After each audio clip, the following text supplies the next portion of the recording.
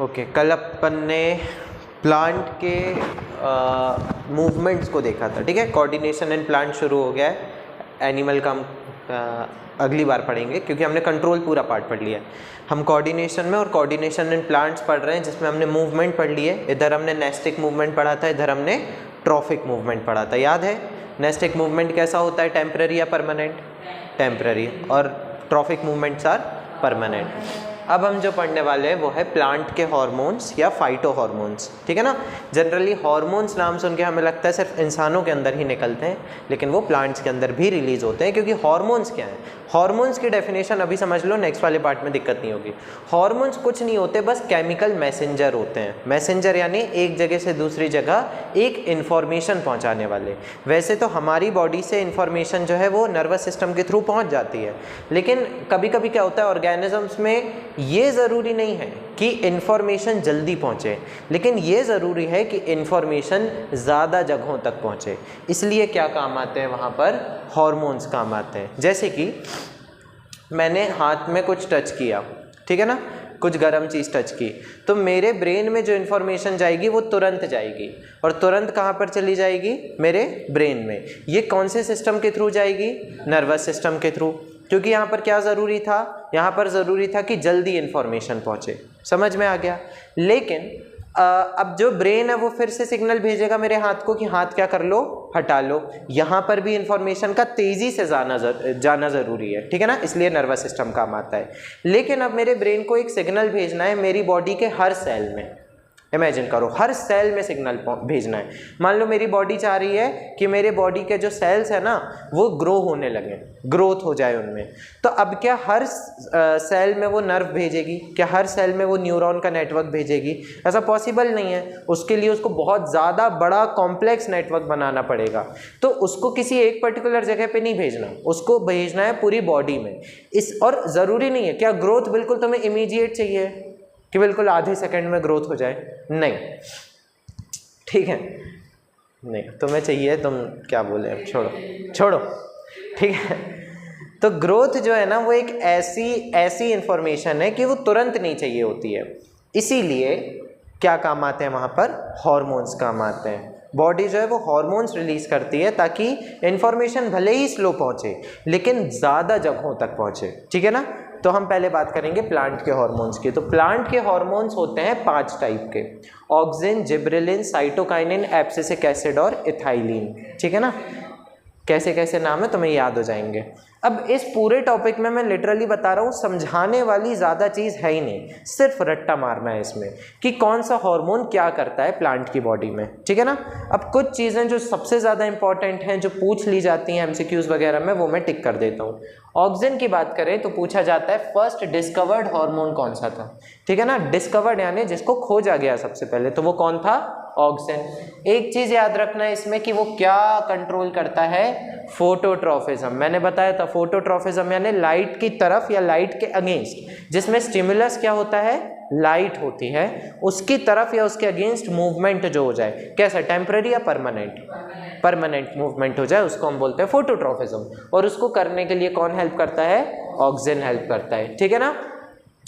फिर उसके बाद डिलेज, एजिंग, ये सारी चीज़ें तो सेकेंडरी हैं, जो मतलब सीबीएसई के हिसाब से सेकेंडरी है, ठीक है ना। मेन पूछा जाता है कि फोटोट्रॉफिज्म में कौन हेल्प करता है और सेल एलोंगेशन में कौन हेल्प करता है, ठीक है ना।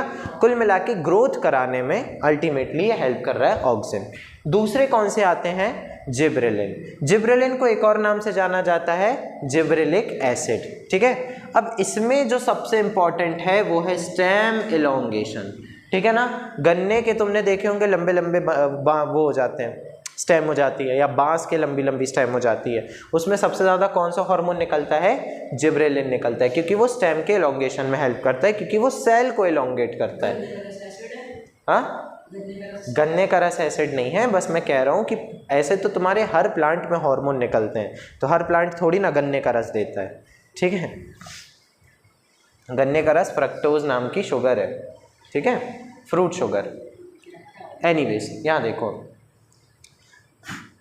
Flowering, fruit development and seed germination, ये भी इसके कैरेक्टरिस्टिक्स में आता है कि ये भी करता है, लेकिन सबसे मेन क्या है इसमें, स्टेम एलोंगेशन। अगला है साइटोकाइनिन, जिसमें साइटो वर्ड का मतलब क्या होता है, सेल। तो ये बहुत इंपॉर्टेंट है क्या कराने के लिए, सेल डिवीजन, याद रखना, ठीक है ना। और delay ageing of leaves and flower, delay करता है कि जल्दी से खराब ना हो जाए, जल्दी से बूढ़े ना हो जाए, ठीक है ना। हम इस वर्ड को सेनेसेंस भी कहते हैं, सेनेसेंस यानी बुढ़ा हो जाना, ठीक है। हम भी अगर बूढ़े हो जाते हैं तो हम भी कह सकते हैं हम सेनेसेंट वाली एज में जा रहे हैं, ठीक है। लेकिन उसको ये डिले करता है, डिले करता है यानी कि ये बूढ़ा नहीं होने देता प्लांट को, कुल मिला के ये भी नहीं होने देता और ये भी नहीं होने देता, ठीक है। यानी कौन कौन, साइटोकाइनिन और ऑक्सीजन लिखा है, ऑक्सीजन, ठीक है। अगला जो है वो कौन सा है, एब्सिसिक एसिड। अभी हमने ये तीनों पढ़े, ज़्यादा नहीं समझने वाली चीज़ है, लेकिन इतना तो समझ में आ रहा है ना कि तीनों ये चाहते हैं कि प्लांट में क्या हो जाए, ग्रोथ हो जाए। ये जो है ये देखो, सेल एलोंगेशन करा रहा है, स्टेम एलोंगेशन करा रहा है, सेल डिवीजन करा रहा है, एज नहीं होने दे रहा है, ये भी एज नहीं होने दे रहा है। यानी कि ये चाह रहा है कि प्लांट यंग रहे, प्लांट बढ़िया आराम से ग्रोथ करता रहे, लेकिन ये बिल्कुल उल्टा है। तीनों का मतलब एक हुआ, लेकिन जो इंपॉर्टेंट चीज़ें मैं बता रहा हूँ वो याद रखना है इसमें, ठीक है ना। अब जो तुम्हारा एब्सिसिक एसिड है ये बिल्कुल उल्टा हार्मोन है, ये बूढ़ा करता है प्लांट को, या फिर ये ग्रोथ जो है ना उसको रोकता है, इनहिबिटरी हार्मोन है।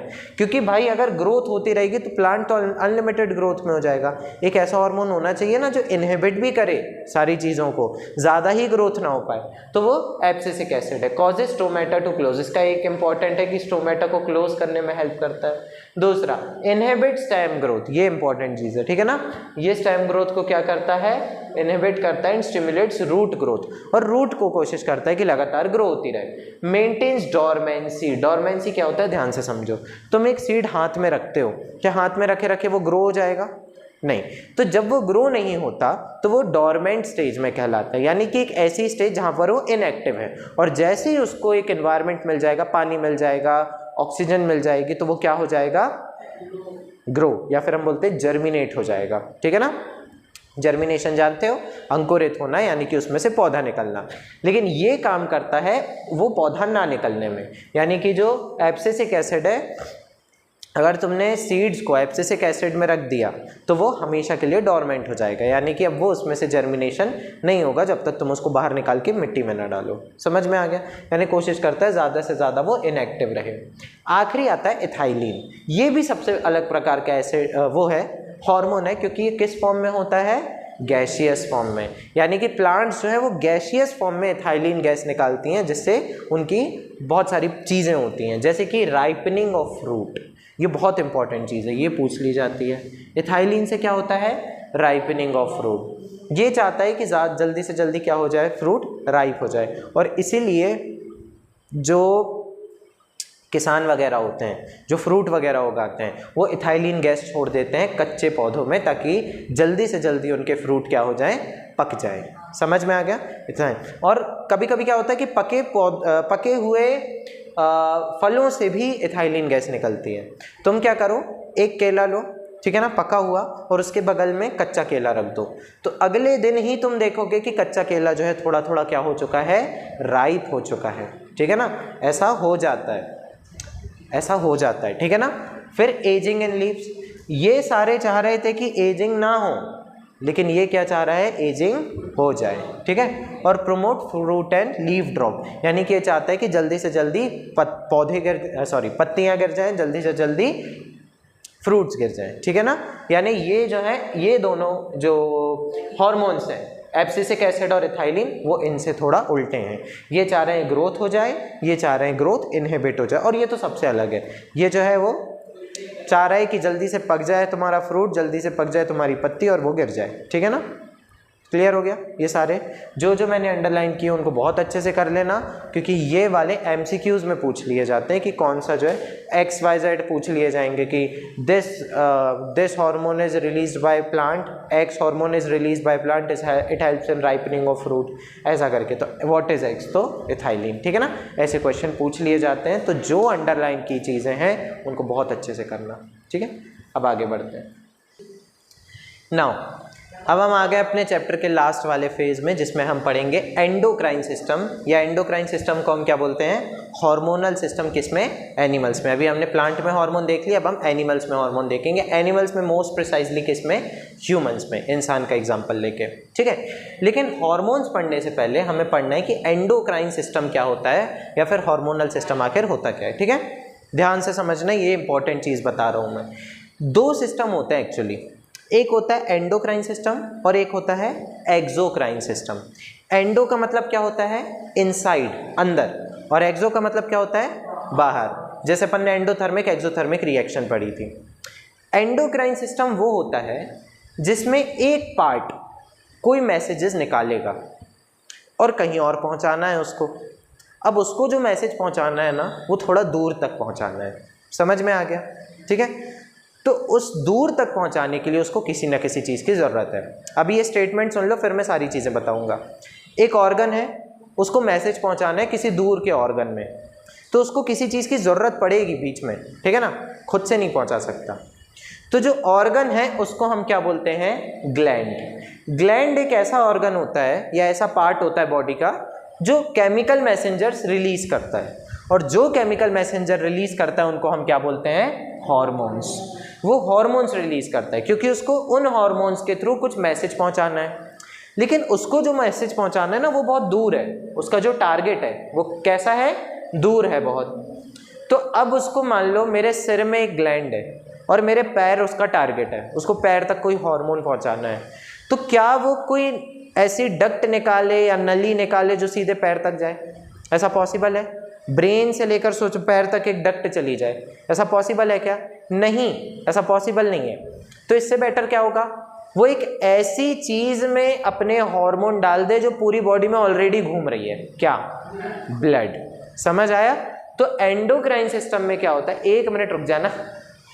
तो एंडोक्राइन सिस्टम क्या होता है, जिसमें ग्लैंड अपने हार्मोन्स किस में रिलीज करती हैं, ब्लड में, क्योंकि उनका टारगेट कहाँ होता है, बहुत दूर होता है, जिससे ब्लड के थ्रू हार्मोन्स पहुंच जाते हैं। और चूंकि हार्मोन्स अंदर से, ब्लड के अंदर से फ्लो हो रहे हैं, इसलिए इसको कैसा सिस्टम कहा जाता है, एंडोक्राइन सिस्टम, क्योंकि वो ब्लड के अंदर डाल रहा है हार्मोन्स को, ठीक है। अब एग्जांपल इसकी कौन कौन सी ग्लैंड है, पिट्यूटरी ग्लैंड हमारे ब्रेन में होती है और ब्रेन से पूरी बॉडी में पहुंचाती है अपने हार्मोन्स। किसके थ्रू पहुंचाती है, ब्लड के थ्रू। अगली ग्लैंड कौन सी है, थायराइड ग्लैंड, जो हमारे गले में होती है, वो उसको भी पूरी बॉडी में ब्लड नहीं, हार्मोन्स पहुंचाने होते हैं। किसके थ्रू पहुंचाएगी, ब्लड के थ्रू। ऐसी हमको और ग्लैंड्स पढ़नी है इस पर्टिकुलर पार्ट में, इस पर्टिकुलर टॉपिक में, और हम सिर्फ एंडोक्राइन ग्लैंड्स पढ़ेंगे, एक्सोक्राइन नहीं। सवाल पूछो। हार्मोन को कैसे पता होता है कि कहाँ जाना है? अच्छा सवाल है। हार्मोन्स के रिसेप्टर होते हैं हर जगह। जैसे मान लो मैं पिट्यूटरी ग्लैंड से एक हार्मोन निकल रहा है जिसका नाम है ग्रोथ हार्मोन। ग्रोथ हार्मोन नाम से समझो किस में हेल्प करेगा, ग्रोथ में हेल्प करेगा। तो उसको कहाँ जाना होगा, किसी एक पर्टिकुलर जगह पर, उसको पूरी बॉडी में जाना है। ग्रोथ थोड़ी ना तुम्हारा पैर बस लंबा हो जाए और तुम्हारी बॉडी वैसी रहे। तुम्हें पूरी बॉडी के हर एक सेल में ग्रोथ हार्मोन पहुंचाना है। तो हर सेल के ऊपर कुछ रिसेप्टर लगे होते हैं जिनको हम बोलेंगे ग्रोथ हार्मोन रिसेप्टर। तो जैसे ही ग्रोथ हार्मोन को वो डिटेक्ट करेंगे ब्लड में, ग्रोथ हार्मोन उनसे चिपक जाएगा और वो आगे फंक्शन करेंगे। रिसेप्टर्स का काम होता है ये, ठीक है ना। यानी उनको कुछ नहीं पता होता कहाँ जाना, उनका काम बस बहना है। रिसेप्टर का काम है उनको ऐसे पकड़ लेना। समझ में आ गया? और ये पूरी केमिकली हम कह सकते हैं ओरिएंटेड, या फिर केमिकली फंक्शनल होता है, ठीक है ना। ऐसा कुछ नहीं होता कि वो ऐसे देखता है अरे हार्मोन, मेरा हार्मोन पकड़ लिया मैंने, ऐसा नहीं होता। वो देखता, वो ऐसा ना लॉक एंड की मैकेनिज्म टाइप का होता है। ताला है ये, ठीक है ना, उसमें वही चाबी जाएगी जिसके शेप के अकॉर्डिंग वो होगा। तो ग्रोथ हार्मोन जैसे ही उसमें आएगा वो समझ जाएगा ग्रोथ हार्मोन है और फर्दर रिएक्शन होगी। रिसेप्टर के कारण होता है। अगली हमारी जो सिस्टम है वो है एक्सोक्राइन सिस्टम। उसमें भी ग्लैंड होती है, उससे भी कुछ रिलीज होता है, लेकिन वो जो रिलीज होता है ना वो जस्ट आसपास ही रिलीज होता है। समझ में आ गया? For example salivary gland. Salivary gland हमारे गाल में होती है, हमारी टंग के नीचे होती है। उसको कहाँ सलाइवा निकालना है, माउथ में ही निकालना है। तो क्या उसको बॉडी के चारों तरफ भेजना है? तो क्या इतनी दिक्कत करेगी वो कि ब्लड में सलाइवा डाल दे हमारे? कर पाएगा क्या? ब्लड में सलाइवा क्यों जाए जब कहाँ निकालना है सलाइवा? माउथ में। तो वो क्या करेगी, सलाइवरी ग्लैंड से एक डक्ट निकल के आएगी और अपने टारगेट तक पहुंच जाएगी। समझ में आया? तो ये डक्ट में डाल रही है, क्या ब्लड में डाल रही है? नहीं, ये किसी डक्ट में डालती है। डक्ट यानी छोटी सी नली होती है जो कि टारगेट तक डायरेक्टली पहुंच जाती है। ऐसी और भी ग्लैंड है, जैसे कि एक और एग्जांपल क्या है, स्वेट ग्लैंड। स्वेट ग्लैंड हमारी स्किन के नीचे बहुत सारी होती हैं, उनको कहाँ पहुँचाना है स्वेट? स्किन में। तो वो थोड़ी ना ब्लड में डाल देगी स्वेट, जब स्किन में ही पहुंचाना है तो एक डक्ट निकाल ले, स्वेट ग्लैंड की डक्ट आ जाएगी स्किन तक। समझ में आ गया? तो जिस सिस्टम में ब्लड में हार्मोन्स जाते हैं उसको हम कौन सा सिस्टम बोलते हैं? Endocrine system. और जिस सिस्टम में जो भी रिलीज होता है, इसमें हार्मोन रिलीज नहीं होते, ठीक है ना, इसमें कुछ पर्टिकुलर प्रोडक्ट्स रिलीज होते हैं। जैसे स्वेट ग्लैंड से क्या रिलीज होगा? सलाइवरी ग्लैंड से, लैक्राइमल ग्लैंड से टीयर्स, ठीक है। लैक्राइमल ग्लैंड हमारे आंखों के ऊपर होती हैं जिनसे आंसू निकलते हैं, ठीक है ना।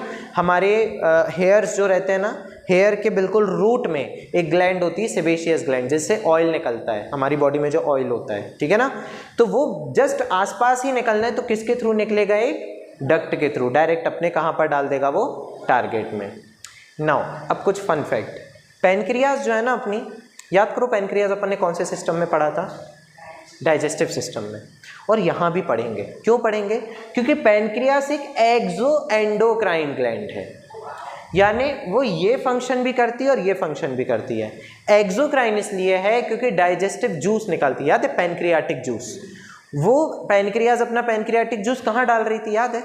स्मॉल इंटेस्टाइन, जो कि पास में ही है। तो वो डक्ट निकाल रही थी कुछ, ठीक है, डायरेक्ट डक्ट के थ्रू उसमें डाल रही थी। लेकिन पैनक्रियास कुछ हार्मोन्स भी निकालती है, जैसे कि इंसुलिन, और वो इंसुलिन पूरी बॉडी में पहुंचना चाहिए, तो वो किस में डाल देती है इंसुलिन को? ब्लड में। समझ में आ गया? तो वो किसके जैसा काम कर रही है? एक ग्लैंड। कौन सी ग्लैंड? एंडोक्राइन ग्लैंड के जैसा। जब वो इंसुलिन निकाल के ब्लड में डाल रही है तो कैसे काम कर रही है वो? Endocrine gland. और जब वो जब वो स्मॉल इंटेस्टाइन में पैनक्रियाटिक जूस निकाल रही है तब वो कैसे काम कर रही है? Exocrine gland. इसलिए दोनों को मिलाकर क्या बोला? It is an exo endocrine gland. समझ में आ गया? एक्सोक्राइन फंक्शन है release digestive juice, endocrine function है releasing hormones. Liver is the largest gland of our body. Liver से भी क्या निकलता है? Bile juice. तो वो भी एक टाइप की ग्लैंड हो गई क्योंकि कुछ रिलीज कर रही है, लेकिन वो डक्ट के थ्रू रिलीज कर रही है। तो कैसी? एंडोक्राइन या एक्सोक्राइन? एक्सोक्राइन ग्लैंड है, ठीक है ना। तो अपने पूरे बॉडी की सबसे बड़ी ग्लैंड जो है वो कौन है? लिवर है। समझ में आ गया? अब अपन कौन सा सिस्टम पढ़ने वाले हैं? Endocrine system. तो हम एंडोक्राइन ग्लैंड्स के बारे में पढ़ेंगे, जितनी भी एंडोक्राइन ग्लैंड्स हैं। एक्सोक्राइन से हमें अभी मतलब नहीं है क्योंकि हम हार्मोन्स के बारे में पढ़ना है, और हार्मोन्स कौन से सिस्टम में आते हैं? एंडोक्राइन सिस्टम में। अब एक एक ग्लैंड पढ़ेंगे हम कैसे पढ़ेंगे? हम हार्मोन्स नहीं पढ़ेंगे, हम ग्लैंड्स पढ़ेंगे। हमारे सिर से लेकर पांव तक कौन कौन सी ग्लैंड्स हैं, उनसे कौन कौन से हार्मोन निकलते हैं, और वो हार्मोन क्या क्या फंक्शन करते हैं, ठीक है। अब अपन पढ़ेंगे डिफरेंट ग्लैंड्स जो हमारी बॉडी में होती हैं, ठीक है ना। सबकी लोकेशन मैंने नहीं लिखी, मैं लोकेशन भी लिख देता हूँ। ये कहाँ पर होती है? दोनों ही एक्चुअली होती हैं कहाँ पर? ब्रेन में। क्योंकि अपन ने जब ब्रेन का डायग्राम देखा था तो अपन ने हाइपोथैलेमस भी देखा था और पिट्यूटरी ग्लैंड भी देखी थी। तो हाइपोथैलेमस भी वहीं होता है, पिट्यूटरी ग्लैंड भी वहीं होती है, ठीक है। नाउ अब समझो कि हाइपोथैलेमस, हमने हाइपोथैलेमस के कुछ फंक्शन देखे थे, याद करो। टेम्परेचर कंट्रोल करता है, खाने पीने की अर्ज को कंट्रोल करता है, ठीक है ना। इमोशनल थोड़ा सा कंट्रोल वहाँ से होता है। लेकिन अभी इस चैप्टर में नहीं, इस टॉपिक में हमें ये देखना है कि हार्मोन्स कौन से रिलीज करता है। तो मैंने यहाँ पर कुछ डैश लगाए हैं, उसको अपन बाद में फिल करेंगे। हाइपोथैलेमस जो होता है ना, वो कुछ रिलीजिंग हार्मोन निकालता है। रिलीजिंग हार्मोन का मतलब है ऐसे हार्मोन्स जो जाकर किस पे एक्ट करते हैं? पिट्यूटरी ग्लैंड पे। किस पे एक्ट करते हैं? Pituitary gland. ये जाकर पिट्यूटरी ग्लैंड को पर एक्ट करते हैं, तब जाके पिट्यूटरी अपने हार्मोन्स निकालता है। समझ आया? यानी पिट्यूटरी को कह रहा है कि तुम अपने हार्मोन निकालो, ठीक है। रिलीजिंग हार्मोन यानी कि वो उससे क्या करवा रहा है? हार्मोन्स को रिलीज करवा रहा है, ठीक है। तो सिंपल इतना याद रखना कि हाइपोथैलेमस कौन से हार्मोन्स निकालता है? रिलीजिंग हार्मोन, जो जाकर कौन सी ग्लैंड को स्टिमुलेट करते हैं? पिट्यूटरी ग्लैंड को स्टिमुलेट करते हैं, यानी कि तुम अपने हार्मोन निकालो। नाउ अब हम कौन सी ग्लैंड पे आते हैं? पिट्यूटरी ग्लैंड, ठीक है। पिट्यूटरी ग्लैंड भी कहाँ प्रेजेंट होती है? ब्रेन में, ठीक है। इसको हम कहते हैं, बहुत इंपॉर्टेंट चीज़ है, मास्टर ग्लैंड। बहुत अच्छे से याद रखना, ये क्वेश्चन आ जाता है। इसको हम मास्टर ग्लैंड बोलते हैं। पता है क्यों? क्योंकि ये भी एक ऐसी ग्लैंड है जो हमारी बॉडी के अलग अलग ग्लैंड्स को कंट्रोल करती है। अभी अपन कल थायराइड ग्लैंड पढ़ेंगे, उसको कंट्रोल कर रही है। एक एड्रीनल ग्लैंड होती है जो कि हमारे किडनी के ऊपर होती है, उसको भी कंट्रोल करती है। रिप्रोडक्टिव ग्लैंड, टेस्टिस और ओवरी, उसको भी कंट्रोल करती है। तो एक ग्लैंड जब इतनी सारी ग्लैंड्स को कंट्रोल कर रही है तो इसलिए इसको हमने कौन सी ग्लैंड बोल दी? Master gland. लेकिन एक चीज़ बताओ कि इसको भी तो कोई कंट्रोल कर रहा है। कौन? कौन ऊपर वाला? भगवान, हाइपोथैलेमस। पहले एक बार ध्यान से सुन लो जो मैं कह रहा हूँ, बाद में लिखना।